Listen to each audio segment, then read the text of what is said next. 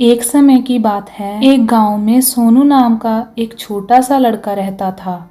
उसे घूमने फिरने का और नई चीजें जानने का बहुत शौक था। एक दिन जब वह जंगल में घूम रहा था तो उसे एक संतरे का जादुई पेड़ दिखाई देता है। वह पेड़ बाकी पेड़ों से बिल्कुल अलग दिख रहा था।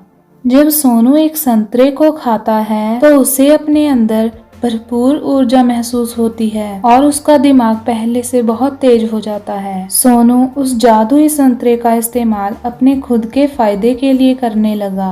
उसे हर चीज पहले ही पता चल जाती और हर कठिन से कठिन प्रश्नों को हल कर देता था। दूर दूर से लोग उसकी प्रतिभा को देखने आते थे। जैसे जैसे समय बीतता गया, सोनू की शक्तियां कम होती गईं।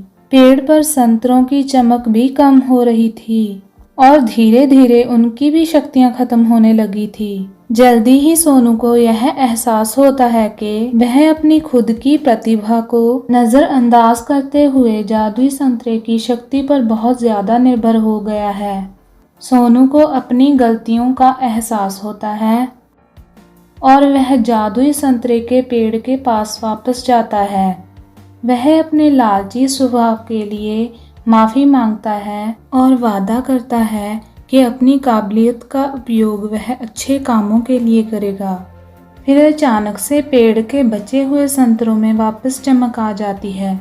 उस दिन के बाद से सोनू यह समझ गया कि असली शक्ति हमारे अंदर ही होती है और हम अपनी खुद की प्रतिभा का इस्तेमाल करके ही दुनिया में बदलाव और खुशी ला सकते हैं।